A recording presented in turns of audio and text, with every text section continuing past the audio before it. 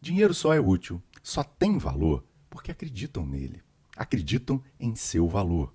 Tem gente que diz que dinheiro não traz felicidade. Será? Como o dinheiro surgiu? Qual o valor do seu dinheiro?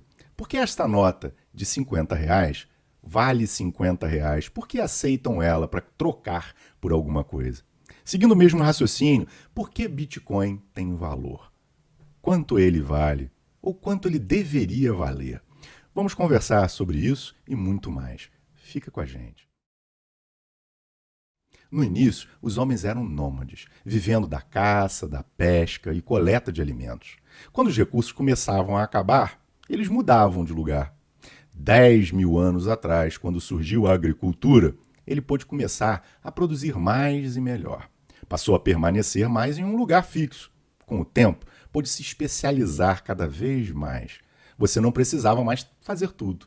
Era muito melhor assim, cada um fazendo aquilo que faz melhor. Assim você consegue fazer maior quantidade e chegar a muito mais qualidade.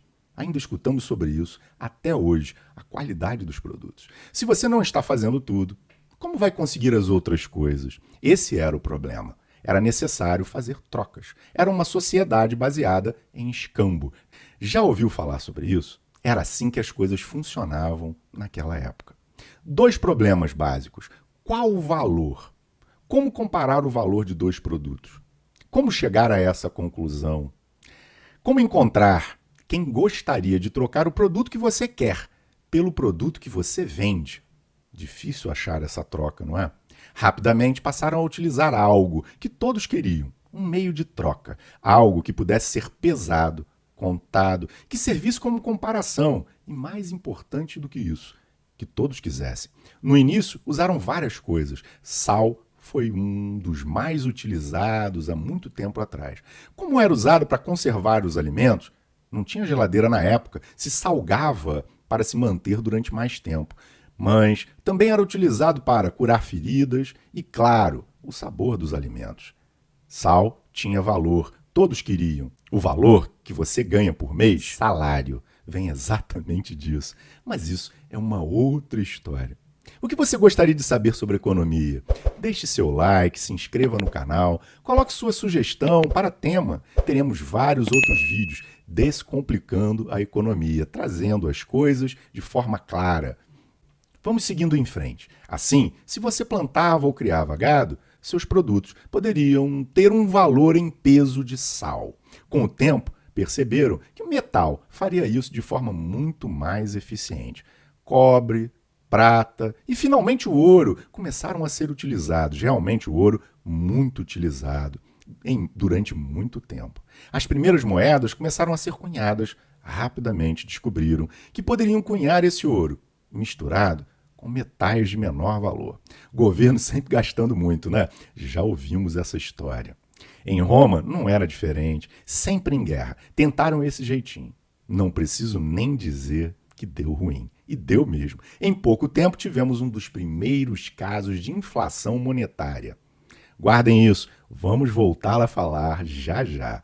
Já a pessoa que era rica, se tinha que transportar uma grande quantidade de dinheiro, como ia fazer isso? Era muito ouro, era muito perigoso. Se você acha que vivemos em um mundo violento, você nem imagina como era naquela época. Era muito pior. Caravanas eram montadas tentando proteger esses recursos, esse ouro que devia ser transportado. Mas muitas acabavam sendo roubadas no caminho. Lembra? Já mostraram isso em muitos filmes. Já ouviu falar de Robin Hood? Pois é, ele fazia isso o tempo todo. Roubava dos ricos para dar aos pobres. Infelizmente, não era bonito na vida real. Roubavam, matavam e não distribuíam nada. Passou um bom tempo com esse tipo de coisa acontecendo. Até que no século XVII acabou surgindo a ideia de guardar essas moedas, esse ouro, em um local seguro. Quando você guardava lá, recebia um recibo dizendo a quantidade que tinha sido guardada. Vai vendo. Olha a ideia do papel moeda de onde vem. Surgem os bancos. Muito mais fácil transportar esses recibos do que ouro. Aos poucos, muitos desses bancos foram surgindo e ficou difícil ter certeza, saber se aquele banco era confiável. E mais do que isso, aceitar o recibo de um banco em outra cidade, em outro país, mais complicado ainda. O recibo era do banco mesmo ou era falso? O recibo era do banco mesmo ou era falso? Difícil de saber isso também, né?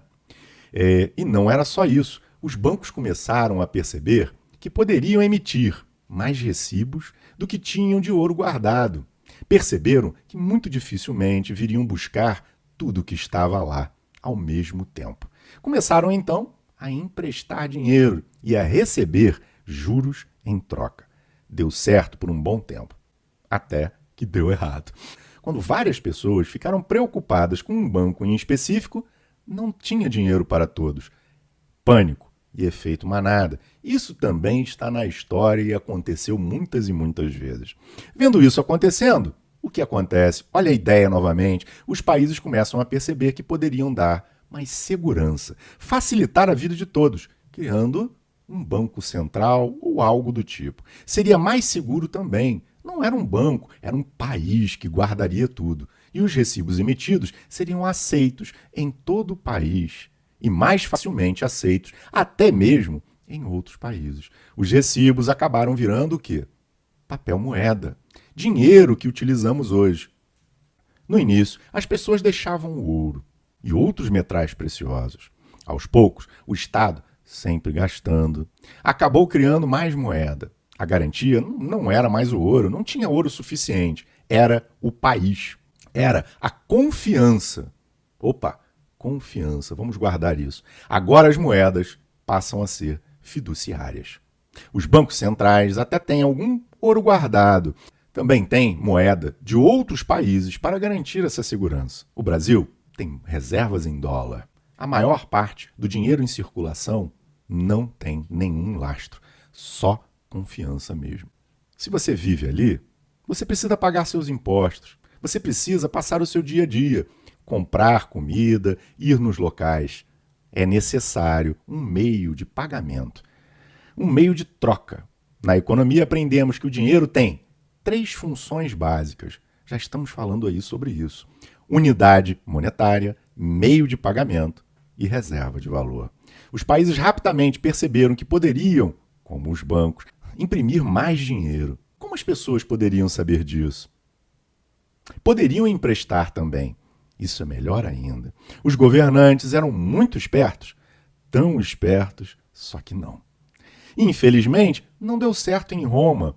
Lembra da história da inflação em Roma, que comentamos lá no início? As pessoas têm dificuldade de aprender com a história. Será que deu certo agora com os bancos centrais? Não, não deu realmente. Todas as tentativas deram errado em algum momento. Eles aprenderam? Ainda não. Quando os impostos não dão conta de cobrir todos os gastos, vem a mesma ideia novamente. O caminho fácil, imprimir dinheiro. Bom, normalmente os países gostam de gastar, já falamos sobre isso, sempre foi assim. Acho que isso precisa mudar. Em algum momento vão compreender melhor isso. Só tem um problema. Quando o governo emite muita moeda, gera inflação. Gera um problema para ele mesmo em algum momento. A moeda do país perde poder de compra. A moeda deveria ser uma reserva de valor. Não está funcionando muito bem isso.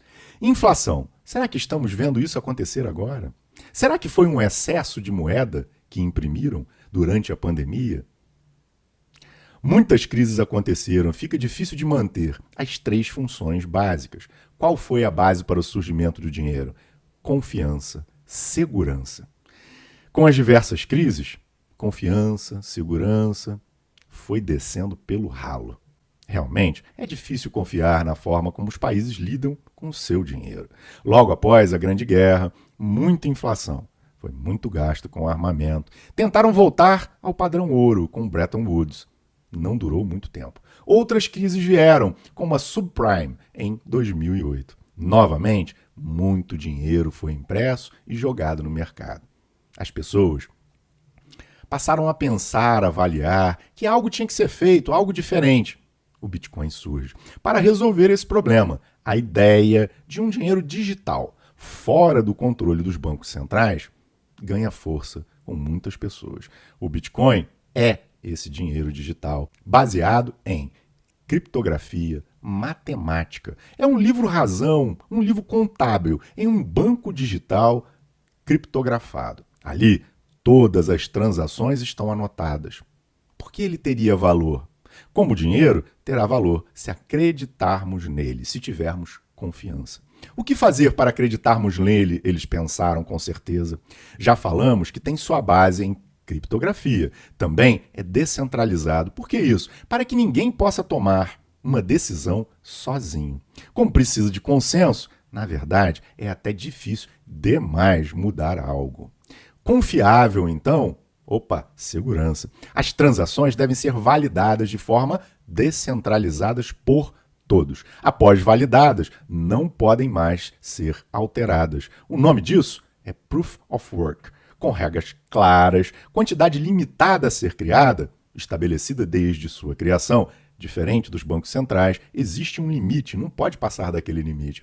Não teríamos nunca inflação se utilizássemos essa moeda digital. Seu valor seria mantido, reserva de valor. Com um certo mistério e charme. É bom quando tem um mistério, um charme por trás de alguma coisa, né? Quem criou foi Satoshi Nakamoto. Mas quem é ele? Ninguém sabe, nem mesmo se é uma pessoa ou várias pessoas que se reuniram para formular essa ideia. Surgiu em 3 de janeiro de 2009, quando foi realizada sua primeira transação. Nesse caso, um teste. Logo depois, veio a primeira transação real, troca de Bitcoin por algo. Foi para comprar uma pizza. Eu gosto de pizza. Você também gosta? Coloca aí. Hoje, esse dia é conhecido como Pizza Day. Foram 10 mil bitcoins por uma pizza. Com o preço atual em torno de 30 mil dólares, teríamos, ai meu Deus, algo incrível como 300 milhões de dólares por uma pizza. Em reais, a soma fica ainda maior. 1,5 bilhão de reais por uma pizza. Com certeza, a mais cara que já existiu. O Bitcoin já chegou a valer 63 mil dólares. Sim, é muito volátil. Esse é um de seus problemas. Saiu recentemente o marco regulatório no Brasil sobre criptos. Muita reclamação sobre ele, na verdade. Acho que poucos gostaram. Foi a maior chiadeira. Mas não deixa de ser bom. Estamos começando a regulamentar, torná-lo cada vez mais confiável. Vários ETFs já foram criados em todo o mundo. Parece céu de brigadeiro, não é verdade? Mas nem tudo são flores. O ambiente é muito livre. Com isso, muita coisa errada vai sendo feita. Começam a falar sobre dinheiro fácil com Bitcoin. Várias pirâmides foram surgindo por aí. Muita gente perdeu dinheiro. Se oferecerem para você em qualquer momento rendimento garantido de 5%, de 10% ou mais ao mês, gente, fuja. É cilada, Bina. Ter e guardar corretamente também não é fácil. Podemos comprar facilmente em uma corretora. Já estão muito amigáveis. No início não era fácil assim. Hoje, são poucos cliques, você consegue mandar até por Pix o dinheiro. Mas enquanto está lá, não é seu. Pode sofrer algum hack. Podem roubar os seus bitcoins ou as suas criptomoedas em geral. E vai ficar difícil recorrer se for, por exemplo, uma dessas corretoras fora do Brasil. Já aconteceu várias vezes. Escolha uma corretora que nunca teve esse tipo de problema. Como guardar, então, no computador, no celular? Nem pensar. Também podem ser hackeados. O que eu devo fazer, então? Para isso existem as hard wallets. Parecem um pendrive, mas seguem com 12 palavras formando uma senha. Estando em sua hard e ela estando desconectada da internet, ninguém pode pegar, é seu. Isso é, se você não esquecer a senha.